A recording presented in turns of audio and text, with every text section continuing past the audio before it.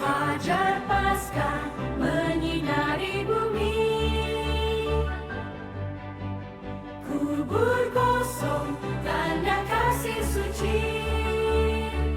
Yesus bangkit, kuasanya nyata, harapan hidup.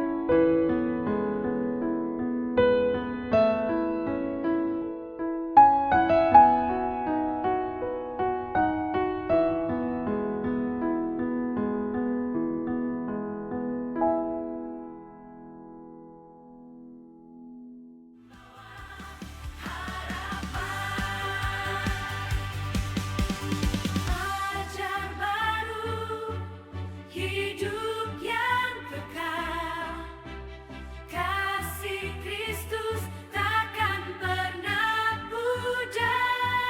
Bangkitlah, bersoraklah umatnya, harapan kekal takkan sirna. Yesus bangkit, harapan tercipta, kuasanya mengalahkan dosa.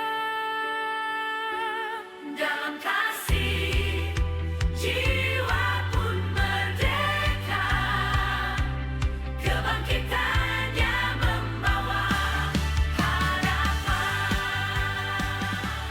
Yesus bangkit, harapan tercipta, kuasanya mengalahkan dosa.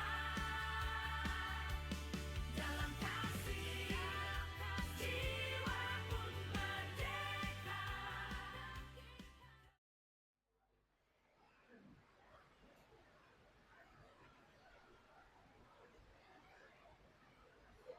Shalom, apa kabar Bapak Ibu Jemaat? Walaupun cuaca hujan, tapi tidak mengurangi semangat kita untuk memuji dan memuliakan nama Tuhan.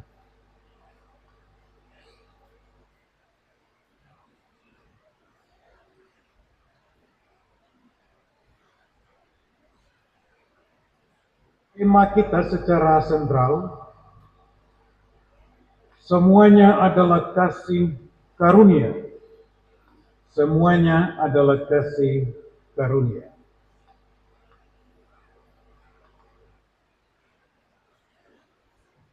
Sebab karena kasih karunia yang kamu diselamatkan oleh iman, itu bukan hasil usahamu, tetapi pemberian Allah.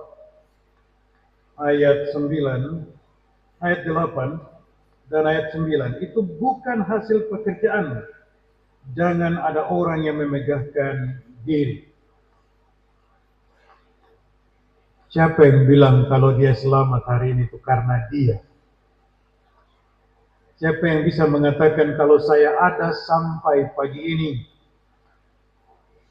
masih menikmati terbitnya mentari itu karena saya makan, saya istirahat, tidur yang cukup, lalu bangun pagi.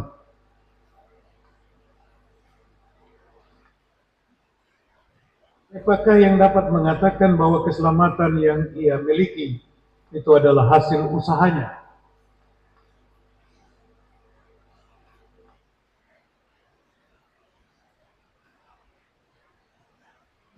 Bapak Ibu Saudara-saudara, mari kita memperhatikan bagian teks ini. Dengan tema semuanya adalah kasih karunia. Surat Paulus kepada jemaat di Efesus merupakan surat yang dikirim Rasul Paulus kepada orang-orang Kristen di Efesus yang bertujuan menjelaskan identitas dari mereka sebagai orang-orang yang oleh kasih karunia Allah telah percaya kepada Kristus, menerima keselamatan dari Kristus, dan bagaimana mempertahankan identitas itu dalam situasi yang berubah.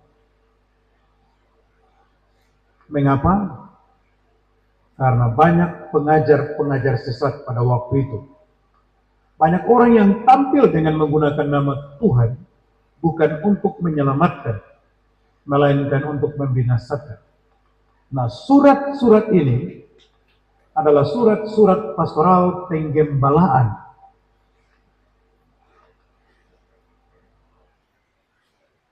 Surat yang dikirim oleh Paulus ini bersifat pastoral dan penggembalaan. Salah satunya yang dikirim ke jemaat di Efesus. Ini tujuannya apa? Kalau tadi kita tahu surat ini adalah surat penggembalaan pastoral. Tujuannya adalah menguatkan, meneguhkan, memperkokoh. Jadi surat ini bukan dikirim ke orang yang belum kenal Kristus, tapi orang yang sudah kenal Kristus yang hidup dalam persekutuan. Jadi orang yang sudah selalu duduk dalam bersama dengan Kristus, dalam persekutuan dengan Kristus. Surat ini dikirim kepada mereka sebagai bentuk penguatan, memberi kepastian dan keyakinan yang sungguh sehingga mereka tidak goyah oleh perubahan yang terjadi, perkembangan yang terjadi. Surat-surat Paulus ini sangat relevan dengan kondisi konteks kita hari ini. Kita bukan orang yang tidak mengenal Kristus. Kita adalah orang-orang yang mengenal Kristus dan hidup di dalam Kristus. Tapi apakah kita bisa mempertahankan identitas kita sebagai orang Kristen hari ini? Dalam keyakinan yang sungguh di tengah-tengah perubahan yang terjadi. Atau kita akan bergeser iman kita ketika kita mendapat pilihan-pilihan yang baru atau tawaran-tawaran dunia yang mempengaruhi perilaku iman kita.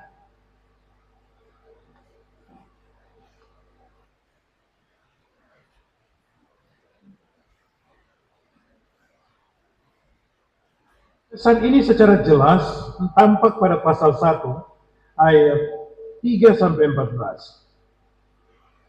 Paulus mengungkapkan begini, kekayaan orang-orang yang terpilih. Ini bukan soal materi. Kekayaan orang-orang yang terpilih. Apa kekayaan saudara hari ini di hadapan Tuhan? Apa? Pertanyaannya tidak perlu dijawab, tapi menjadi sebuah perenungan pribadi. Apa yang saya punya di hadapan Tuhan untuk dibanggakan? Apa yang bisa saya banggakan di hadapan Tuhan?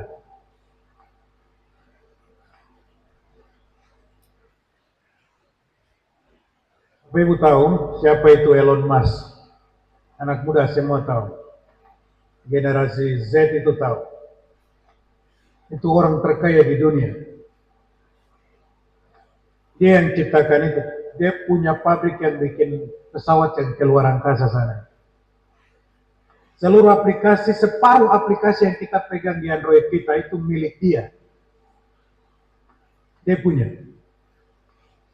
Tapi saya mau tanya begini, apakah dia punya itu, dia bisa banggakan di hadapan Tuhan, bahwa keselamatan yang dia terima itu karena usahanya itu?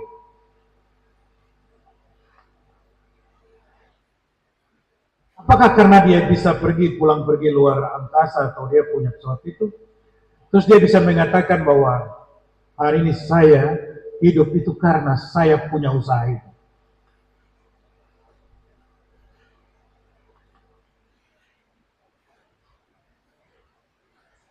Sekalipun dia mempengaruhi perilaku kita secara masif, yang tidak kita sadari, di HP kita itu separuh aplikasi itu milik dia. Dia mampu mempengaruhi pikiran kita, perilaku kita dalam perubahan-perubahan tanpa kita sadari. Tapi apakah dengan dia mampu mempengaruhi sejumlah orang di dunia ini, dia dapat mengatakan bahwa dia masih kuat sampai hari ini? Itu karena hasil pekerjaannya.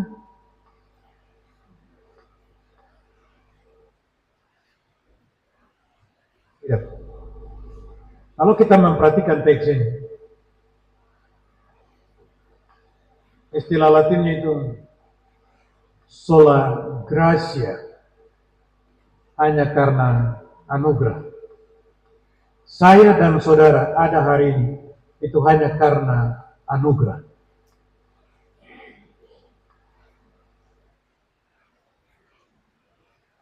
Apa kekayaan kita? Iman. Iman kita adalah kekayaan rohani kita. Bahkan iman kita tidak dapat diambil oleh orang lain, sekalipun itu suami, istri, atau anak-anak kita. Siapa yang mau kasih contoh di sini? Pinjamkan imannya ke istrinya sebagai suami. Mama, aku kurang percaya, jadi pakai sapu iman ini supaya mama percaya. Iman itu adalah kekayaan kita. Sesuatu yang melekat pada diri kita, yang kita miliki, yang bisa kita pakai sebagai sebuah kebanggaan untuk meyakinkan kita bahwa hari ini kita masih ada dan hidup itu karena iman kita.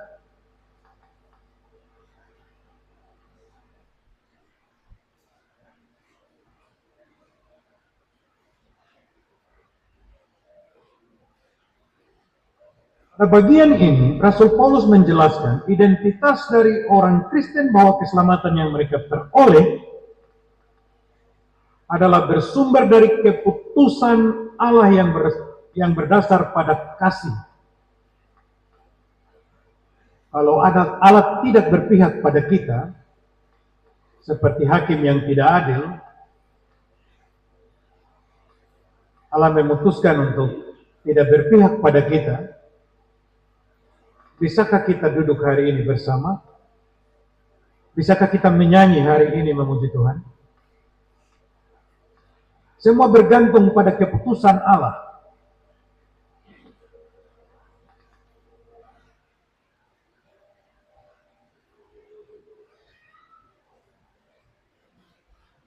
Keputusan Allah adalah keputusan yang tepat dan terbaik bagi saya dan saudara. Termasuk dengan memberi kepada kita kesempatan sampai dengan pagi ini. Sehingga kita tidak boleh bangga dengan apa yang kita miliki. Karena semua yang kita miliki itu fana. Perhatikan, sekalipun kita memiliki seluruh dunia ini, tapi kita tidak bisa menambah sehasta saja pada jalan hidup kita. Perhatikan, sekalipun kita bisa memiliki seluruh dunia ini, kita tidak bisa menambah sehasta pada jalan hidup kita. Jadi tidak ada yang bisa kita banggakan dari semua yang kita miliki. Tuhan mengizinkan untuk kita memiliki segalanya. Tapi dari semua yang kita miliki, haruslah kita pakai untuk kebaikan hidup kita dan orang-orang di sekitar kita. Karena apapun yang kita beri tidak menyenangkan hati Tuhan, bukan untuk menyenangkan hati Tuhan. Kasih besar persembahan supaya Tuhan senang, tidak. Saya pernah tugas di Ayamaru. Salah satu bupati, Bapak Bupati Soronggo, Yumame, perpuluhannya apa? Kasih perpuluhan mobil. Kasih perpuluhan mobil. Saya punya pengalaman itu. Tapi bukan buat saya, buat klasis. Kasih perpuluhan mobil. Ada saudaranya lagi, kasih perpuluhan lagi sebuah mobil juga. Ada 3 mobil di klasis itu perpuluhan. Bukan proposal, perpuluhan. Bukan usaha dana. Bukan. Tapi perpuluhan. Saya alami itu. Tapi apakah dengan besarnya persembahan itu akan mempengaruhi keputusan Tuhan? Itu pertanyaannya. Apakah dengan besarnya persembahan itu akan menyenangkan hati Tuhan, menggugah hati Tuhan?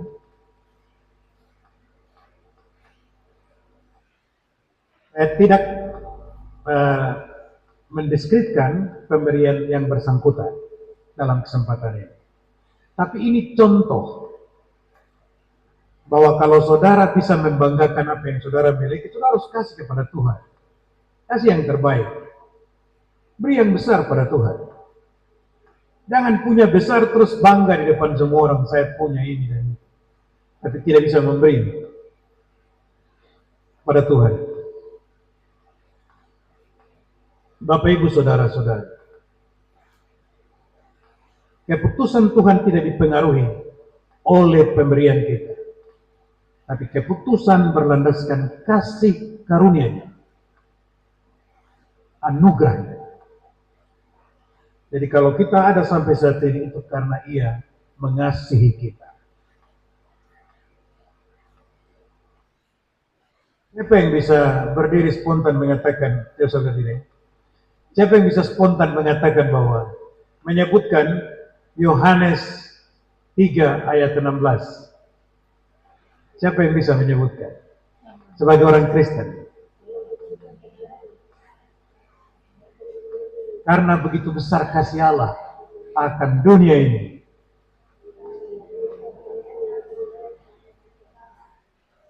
Supaya setiap orang yang percaya. Apa alasan saudara percaya? Iman. Memperoleh hidup yang kekal.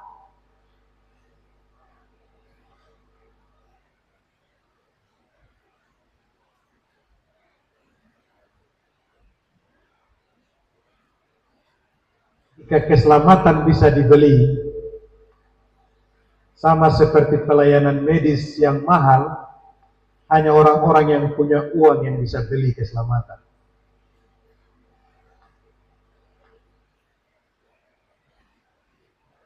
Saya menyebutnya seperti itu. Jika keselamatan bisa dibeli, seperti pelayanan medis yang mahal, maka hanya orang-orang dengan uang yang banyak yang bisa menerimanya. Lalu saya dan saudara hanya bersandar pada bantuan BPJS. Dapat yang pas-pas, itu syukur. Kadang-kadang juga tidak. Begitu. Jadi apa yang bisa kita banggakan? Itu hal lain tapi saya bawa sedikit menggambarkan saja. Bahwa kasih Tuhan itu tidak bisa diukur dengan apapun yang saudara punya.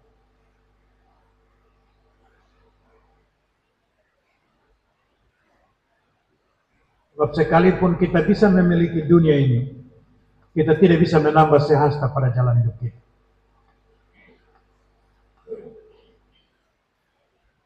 Mari kita belajar dari teksnya.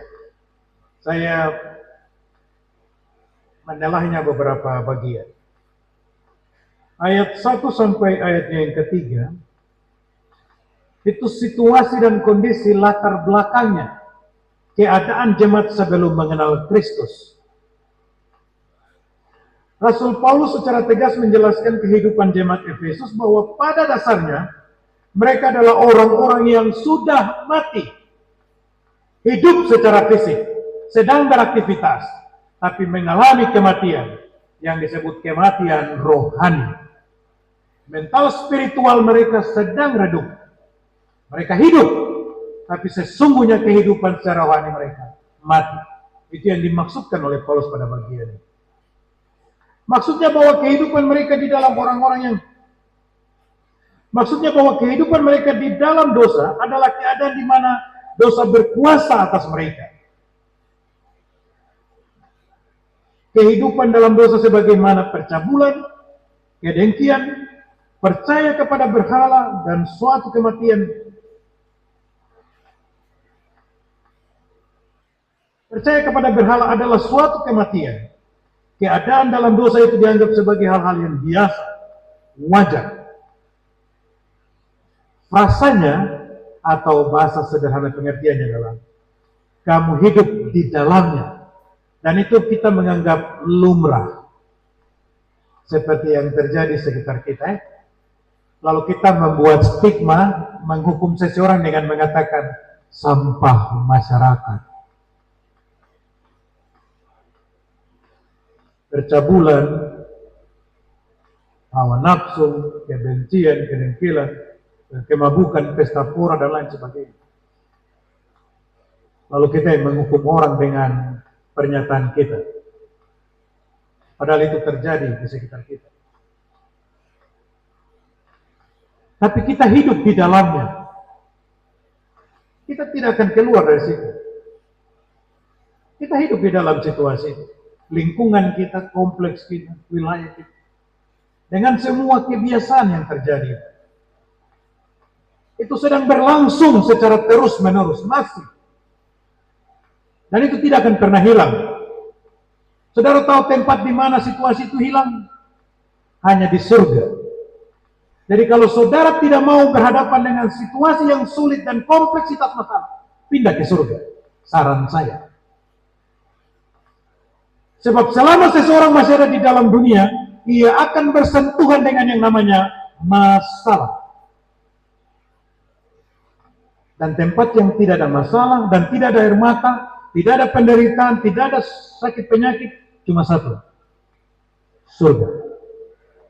Jadi kalau saudara mau hidup yang tenang, nyaman, itu pindah ke sana. Tapi kalau saudara ada di tengah-tengah dunia, saudara tidak boleh larut di dalam dunia itu. Saudara harus menjadi sesuatu yang bersinar dan berbeda dari tempat itu. Supaya dalam kehidupan saudara terpancar surga itu. Perilaku surga itu yang dipancarkan. Bukan karena saudara ada di situ, terus kemudian terkontaminasi, lalu pancaran surga itu hilang dari saudara. Aura surga itu hilang. Biasa orang bilang, Bapak ini baik sekali. Tidak pernah marah, selalu menolong orang. Ibu ini rajin sekali sembahyang. Kamu tidak pernah lihat dia duduk kelompok-kelompok. Apalagi cerita orang, gitu. Aura surganya itu datang.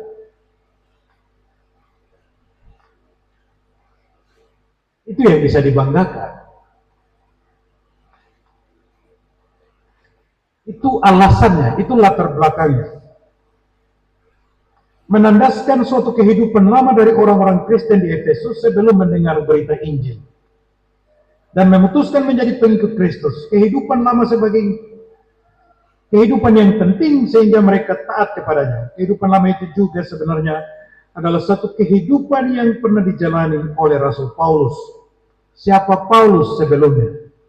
Bapak Ibu pasti tahu, apa latar belakangnya? Orang yang jahat, tapi Tuhan tarik dia kembali, keluarkan dia dari kehidupan yang lama, kasih kehidupan yang baru, beri aura surga dalam kehidupannya. Ia memancarkan kasih itu.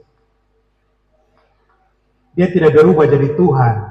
Dia tetap manusia biasa, tapi ia memancarkan kasih Tuhan dalam hidupnya. Saya tidak akan berubah jadi Tuhan. Saya manusia biasa. Tapi dari kehidupan saya, semoga Tuhan bisa terpancar.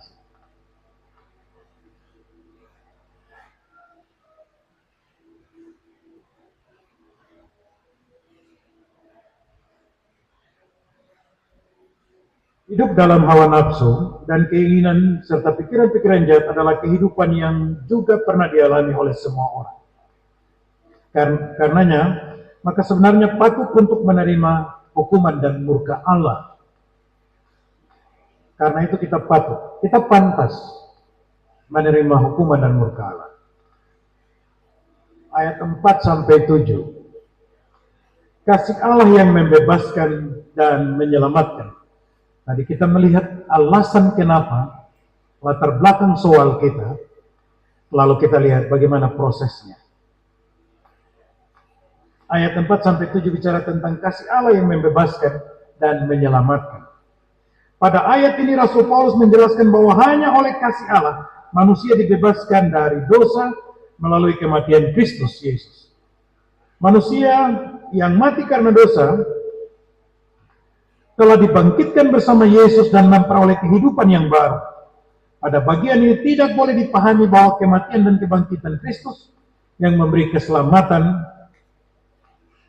adalah tindakan yang murahan sehingga menjadi ruang terbuka untuk bebas menentukan jalan hidup. Orang Kristen bilang begini, Yesus sudah mati untuk saya. Besok bikin pelanggaran lagi, Yesus sudah mati untuk saya. Lusa bikin pelanggaran lagi, Yesus sudah mati untuk saya. Kematian Kristus itu mahal nilainya. Dan tidak boleh dipakai sebagai sesuatu yang menggampangkan sesuatu, memudahkan sesuatu. Lalu meyakinkan diri kita dan orang lain bahwa bisa saja bikin dosa, nanti besok juga ada pengampunan. Kita menggampangkan, menganggap biasa kematian Yesus itu. Siapa yang menganggap biasa kematian orang yang dikasihinya? Siapa yang pernah menganggap biasa mamanya meninggal? Siapa yang menganggap biasa bahwa ketika bapaknya meninggal? Siapa yang menganggap suatu hal kejadian biasa ketika anaknya meninggal? Saudaranya meninggal. Ketika ada dalam situasi itu baru berdiri, biasa saja, selamat. Kan tidak toh? Itu sesuatu yang mahal, sesuatu yang tidak bisa diukur. Kematian Yesus itu. Kematian Yesus adalah jaminan bahwa keselamatan itu menjadi milik kita.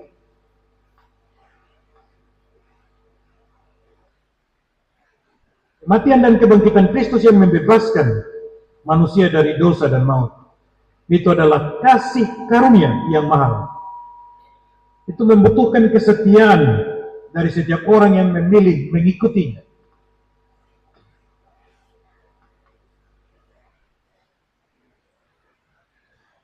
Artinya adalah bahwa keselamatan adalah suatu kesempatan hidup yang diberikan Allah kepada manusia agar ia bebas dari dosa dan maut. Mereka yang menerima kesempatan ini akan hidup bersamanya di surga. Perhatikan, keselamatan adalah satu kesempatan hidup yang diberikan Allah kepada manusia agar ia bebas dari dosa dan maut. Kita ini sesungguhnya orang berdosa karena dikandung dan diperanakan oleh dosa. Kita sudah berdosa pada hakikatnya. Dan ketika kita diberi kesempatan hidup lahir ke dalam dunia, kita bertumbuh dan hidup dalam Kristus adalah menjadi satu kesempatan untuk pemulihan, mentransformasi diri untuk sebuah keselamatan.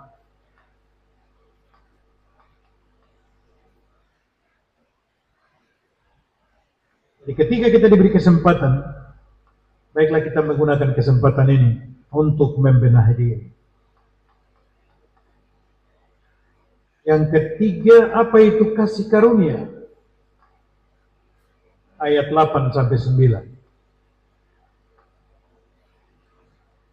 Paulus menjelaskan pada kesempatan ini, kasih karunia menurut teks ini adalah kebaikan Allah kepada manusia di dalam Kristus. Kebaikan adalah suatu tindakan Allah yang dipenuhi dengan kasih yang tiada batas bagi manusia yang berdosa. Karena itu Rasul Paulus mengatakan, kamu diselamatkan bukan karena hasil usaha, tapi pemberian Allah. Itu bukan hasil pekerjaanmu. Jangan ada orang yang memegahkan diri. Jelas bahwa kasih karunia Allah adalah tindakan Allah yang dinyatakan secara cuma-cuma atas dasar kasih yang sangat tulus bagi manusia untuk membebaskan mereka dari kuasa dosa dan maut. Saya kasih satu contoh ya. Kasih karunia Allah yang cuma-cuma itu. Saudara terima dan saya terima. Coba tarik nafas. 1, 2, 3. Tahan. Lepas. Sekali lagi tarik. Lepas. Saudara bayar? Saudara bayar untuk nafas itu? Kalau ke Profita, satu botol tabung oksigen, itu berapa harganya? Dengan nitrogennya harus dipakai supaya menghasilkan CO2 untuk seseorang yang butuh nafas bantuan. Tanya berapa harganya? Satu tabung itu. Kalau saudara pakai selama hidup saudara 40 tahun seperti saya, 44 tahun sekarang hari ini, berapa harga yang harus saya bayar untuk Tuhan? Coba saudara itu.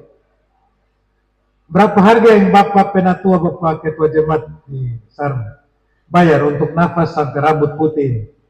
Berapa harga? Bapak Donggori bisa bayar? Yang tadi kita praktekkan? Sesungguhnya tidak.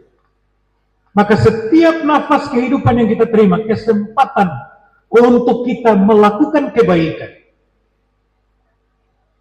Dalam kebaikan itu akan menghapus seluruh dosa kita. Kehidupan yang setia di dalam Tuhan memberikan kepastian bahwa saya dan saudara memperoleh hidup yang kekal. Itu kasih karunia itu. Kalau orang tanya kasih karunia itu apa? Oh, berdiri situ. Tarik nafas. Lepas. Itu sudah. Itu kasih karunia itu. Coba kalau bukan kasih karunia, tahan nafas. Tapi memang tahan nafas 10 menit. 10 detik saja ngos-ngosan. Gini. 10 detik. Coba 2 menit atau sampai 10 menit. Pasti langsung berangkat ke Profita depan. Kasih tahu dia, tahu gitu. Kau mau tahu kasih karunia? Mari sini saya kasih tahu. Kau berdiri situ, tutup hidung. Selama 5 menit. Kalau setelah 5 menit kau masih bernapas, itu kasih karunia itu. Kasih tahu dia. Baik, yang terakhir. Dasar dari kasih karunia Allah bagi manusia. Sangat jelas prinsip utama dari kasih karunia Allah yang diberikan cuma-cuma bagi manusia itu, karena kita adalah buatan Allah sendiri. Gambarannya. Tidak pandang hitam, putih, sawo matang kulit kita seperti apa, apapun jenis rambut kita, gelombang, ikal, lurus, tidak pandang. Dari suku mana saudara datang, dari keluarga mana saudara lahir, itu tidak pandang. Sangat jelas bahwa prinsip utama kasih karunia Allah diberikan cuma-cuma bagi manusia, yaitu karena kita buatan Allah. Diciptakan dalam Kristus Yesus untuk melakukan pekerjaan baik. Kita semua sama, diciptakan dari Allah. Entah kau mau dari Biak kah, Serui kah, Sarmi kah, Toraja kah, Ambon kah, kita semua sama. Diciptakan dari rupa dan gambar yang sama dari Allah.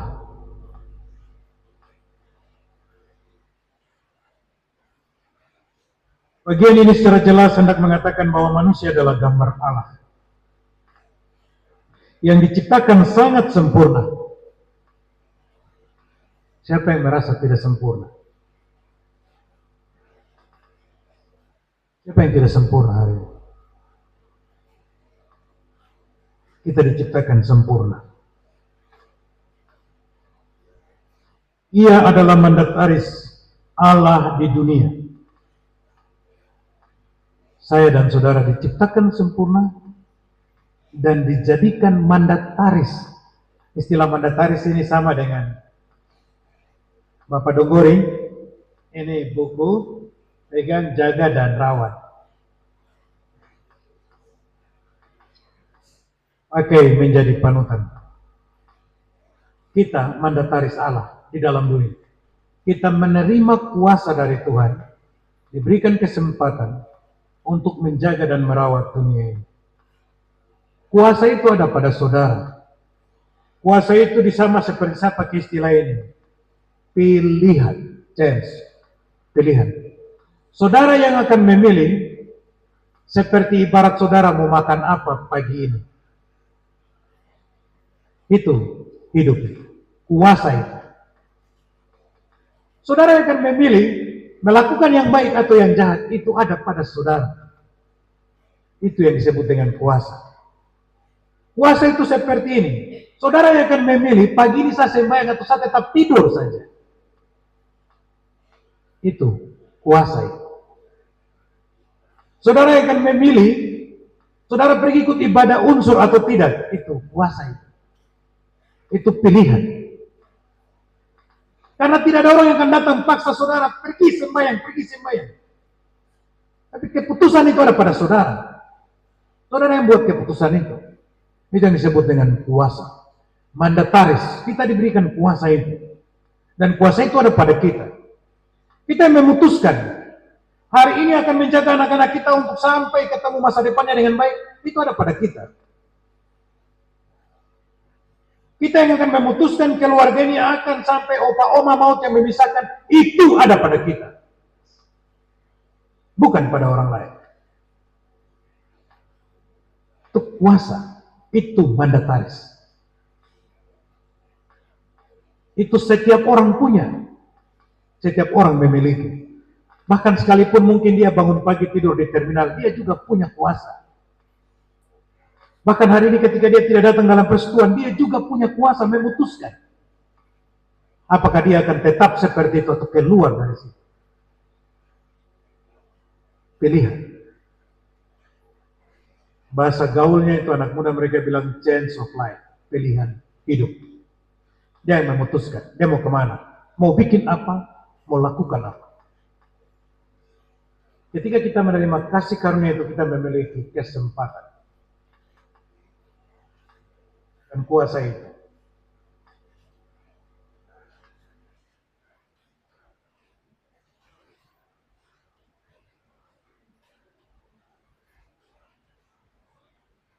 Bagian ini juga hendak menjelaskan perbedaan antara manusia dengan makhluk ciptaan Allah lainnya. Manusia diberi akal dan budi, ia memiliki moral dan etika, karenanya ia menjaga perbedaan itu melalui hidup yang kudus dan berkenan di hadapan Allah. Yang tidak beretika dan moral itu ciptaan Allah yang lain. Jadi yang memiliki etika dan moral itu hanya kita. Satu kelompok yang disebut manusia. Yang bukan manusia itu tidak memiliki etika dan moral. Mana pernah lihat anjing mau kawin itu di dalam kamar? Anjing itu kan kawin di mana tempat? Oh? Karena tidak beretika dan punya moral. Lalu kalau ada orang yang bikin sama seperti anjing,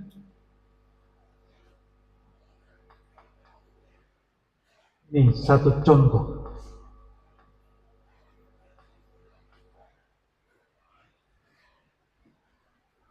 Inilah kita dapat menarik kesimpulan.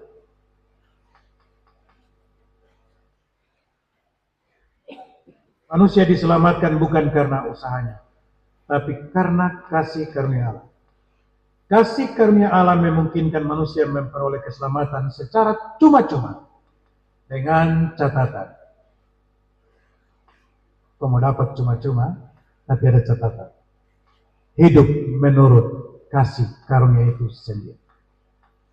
Jangan hidup menurut keinginan saudara.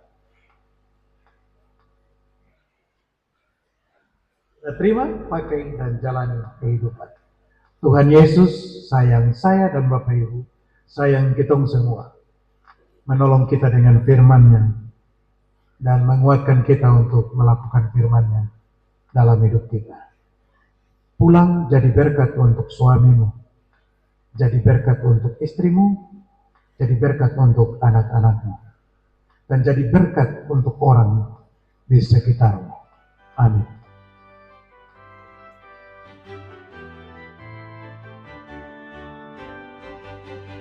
Fajar Paskah menyinari bumi, kubur kosong tanda kasih suci. Yesus bangkit, kuasanya nyata, harapan hidup kini terbuka. Tangis sirna, sukacita datang, gelap lenyap, terang pun gemilang. Janji Allah teguh selamanya, Yesus hidup, Raja mulia. Yesus bangkit, harapan tercipta, kuasanya mengalahkan dosa. Dan dalam kasih, jiwa pun merdeka, kebangkitannya membawa harapan.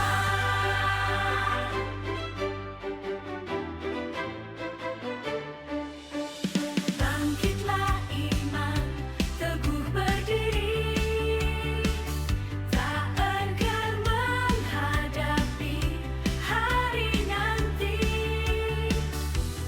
Kristus sumber pengharapan, bangkit mulia, selamanya Tuhan.